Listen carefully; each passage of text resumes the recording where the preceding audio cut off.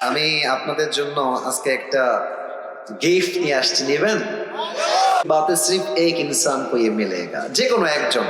এটা আমার একটা টুপি আমি নিয়ে আসছি, এটা আমি যে কোনো একজন যুবককে হাদিয়া দিব।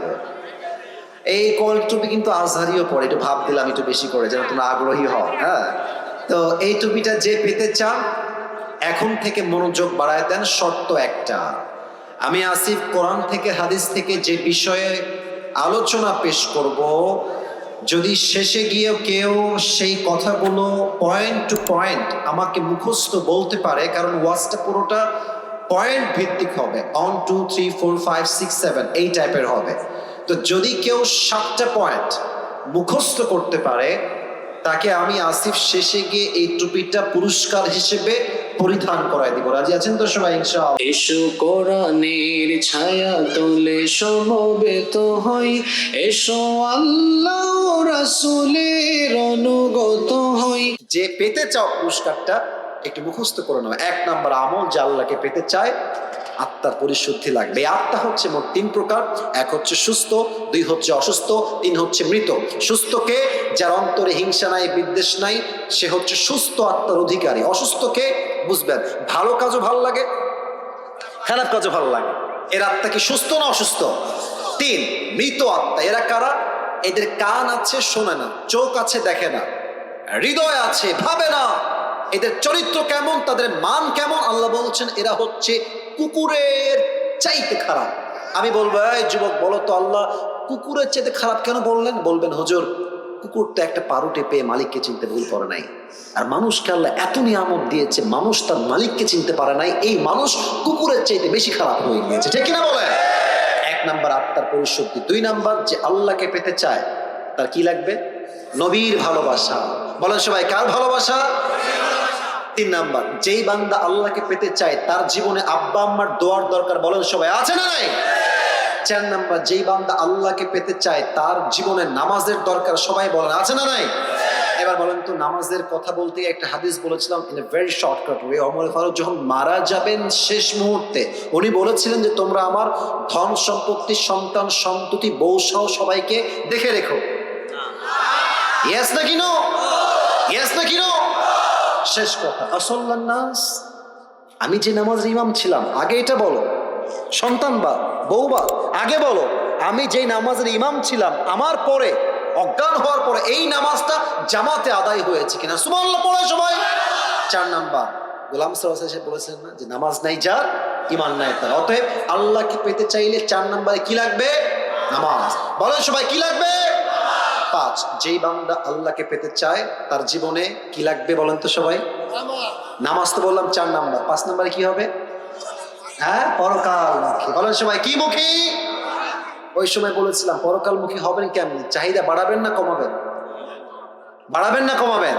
যার চাহিদা যত কম সে ততই সুখী, তাই না? আপনি দেখবেন যে বড় লোকদের বাড়িতে, আমি যে ফ্ল্যাটে থাকি, টু বি অনেস্ট, মানে আমি আমার বাসার টিনের, এটা সত্য, আমার আব্বা আম্মা ওখানে থাকে, আমিও থাকি, আবার ফ্ল্যাটেও আমি থাকি। আমি যে ফ্ল্যাটে থাকি খুবই ভিআইপি। আমার যিনি মালিক, মানে ফ্ল্যাটের যিনি মালিক, উনি থাকেন 2nd ফ্লোরে। ভিতরে কি যে ভিআইপি, আপনি দেখলে অবাক হয়ে যাবেন। বাট অবাক করার বিষয় হচ্ছে বড় লোকদের বাসা এত ভিআইপি, এত টাকা ব্যাংকে গুনতেই পারে না। দেখবেন এরা ঘুমের ওষুধ না খাইলে ঘুম আসে না। আর রিক্সা চালায়, দেখবেন রিক্সার সিটে রাখে নিতম্ব, আর মাথায় এমনি দিয়ে ওখানেই ঘুম। ওর কোনো ওষুধ লাগে না, কারণ কি? ওর চাহিদা কম, শান্তি বেশি। ঠিক কিনা বলে? তাহলে 5 নাম্বার, দুনিয়ামুখী না পরকালমুখী? 6 নাম্বার, আল্লাহকে পেতে চাইলে নিশ্চিত ধৈর্যশীল হতে হবে। ধৈর্যশীল ছাড়া আল্লাহর সাহচর্য পাওয়া, আল্লাহর বন্ধু হওয়া ইজ নট পসিবল। ইয়া আইয়ুহাল্লাযীনা আমানু সবিরু ওয়া সাবিরু ওয়া রাবিতু ওয়াত্তাকুল্লাহা লাআল্লাকুম তুফলিহুন। O you who believed, be patient, raise in patience, and be steadfast on patience, and indeed you will become the victorious person in this world and the next. আল্লাহ বলছে ধৈর্যশীল হও, ধৈর্যের ব্যাপারে প্রতিযোগী হয়ে যাও এবং ধৈর্য অবিচল থাকো। নিশ্চিত আমি আল্লাহ তোমাকে দুনিয়া এবং আখিরাত উভয় জায়গায় সফলতা দান করবো। সুবহানাল্লাহ বলে সবাই। 6 নাম্বার, ধৈর্যশীল হতে হবে। 7 নাম্বার, তওবা এবং ইস্তিগফার। আমি বলবো, বলেন তো দোয়াটা কি শিখিয়েছিলাম, আপনি বলবেন। বলেন সবাই আস্তাগফিরুল্লাহ। দিল থেকে বলেন সবাই আস্তাগফিরুল্লাহ। শেষ দোয়া সবাই বলেন আল্লাহুম্মা গফিরলি। আবার বলেন আল্লাহুম্মা গফিরলি। এই 7টা আমল যেই বান্দা করবে তাকে সবচেয়ে কাছের বান্দা বানায় নিবে একজন। আওয়াজ দিয়ে বলেন সবাই, তিনি কে? 7টা আমল আমাকে বলতে পারবা, 3বার সুযোগ পাবা, বেঁধে গেলে 3বার বলে দিবে। কে আছো? বাঘের বাচ্চা দাঁড়িয়ে যাও। ওই ছেলে সবার আগে দাঁড়িয়ে গেছে, আসো। ওই ছেলেটা, এই যে সাদা এবং কালো, ব্ল্যাক কম্বিনেশন, আসো। White and black combination. আচ্ছা, ও না পারলে তোমাদেরকে কারো সুযোগ দিব। এই ভাইরা একটু সাইড দেন, ভাইরা ওকে একটু আসতে দেন। বসো বসো বসো বসো। আরে বাবা কই যায় রে? ওই কেউ যাবেন না। লিল্লাহি তাকবীর। প্রিয় ভাইরা, দুটো নিয়ম বলে দিচ্ছে। 1 নম্বর নিয়ম হচ্ছে তাকে আমরা 3বার চান্স দিব। বেঁধে গেলে কয়বার চান্স দিব? 3বার। আর যখনই সে কোনো উত্তর দিয়ে দিবে, যেহেতু অনেক মিডিয়ার ভাইরা আজকে এসেছেন, আমি অনেকে চিনি না, অনেক দূর থেকে আসছেন, এই সাইডে আসো, ডান দিকে আসো। মাইক দিতে হবে প্রিয় ভাই, জি মাইকটা দিতে হবে। ও যখনই কোনো একটা উত্তর দিয়ে দিবে, তখনই আপনারা সবাই মিলে বলবেন জোরে সোরে মারহাবা। বলেন সবাই মারহাবা। আরে यार जोर से बोलो মারহাবা।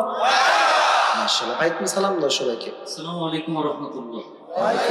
তোমার সালাম উত্তর, সবার স্লো উত্তর। তুমি সালাম জোরে দাও। আসসালামু আলাইকুম ওয়া রাহমাতুল্লাহ।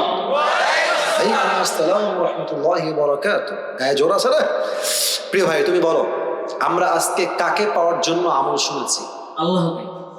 মারহাবা বলো।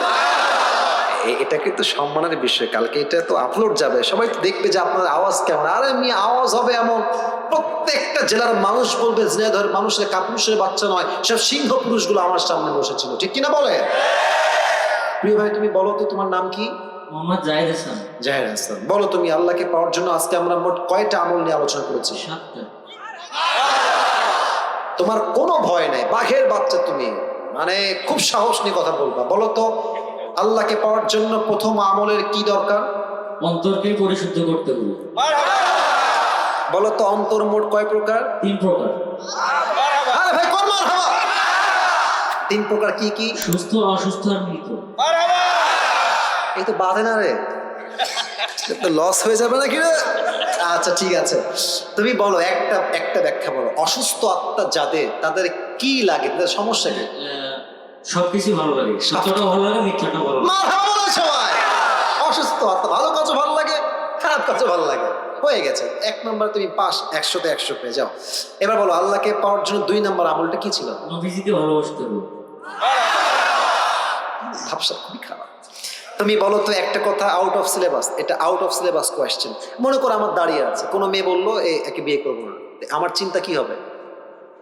তাকে আমি বলবো যে যার দাঁড়িয়ে আছে সে অবশ্যই হ্যাঁ হ্যাঁ পারবে পারবে পারবে। আল্লাহ পাক রব্বুল আলামিনের আসল গোলাম, অথবা তিনি আল্লাহকে ভয় করেন। হ্যাঁ বলো সবাই মারহাবা। আরে তুমি বিয়ে করবে না তো কি হয়েছে? আমি আল্লাহর গোলাম, আমি আল্লাহর গোলাম হিসেবে বলছি, যে বিয়ে করতে চায় না সে আমার বউ হওয়ারই যোগ্যতা রাখে না, ঠিক কিনা বলে? আল্লাহ রসুলের ভালোবাসা 2 নাম্বার। 3 নাম্বার আমল কি ছিল? বাবা আমাকে ভালোবাসতে হবে। আরে বলো সবাই মারহাবা। 4 নাম্বার আমল কি ছিল? নামাজ, 5 ওয়াক্ত নামাজ জামাতের সাথে আদায় করতে হবে। আচ্ছা বলো তো ওমর ফারুক তার জীবনের শেষ মুহূর্তে ওই সাহাবীকে কি বলেছিল? তিনি বলেছিলেন, আমি যে জামাতের ইমাম হিসেবে জামাত পড়াচ্ছিলাম, সেই জামাত নামাজ জামাতের সহিত আদায় হয়েছে কিনা। আল্লাহু আকবার। জেনারেল ব্যাকগ্রাউন্ডের ছেলে, কিন্তু আলেম না, একদম সাধারণ ছেলে। বলো সবাই দিল খুলে মারহাবা। আচ্ছা নামাজ নিয়ে শেষ। 5 নাম্বার আমল কি লাগবে? পরকালমুখী হতে হবে।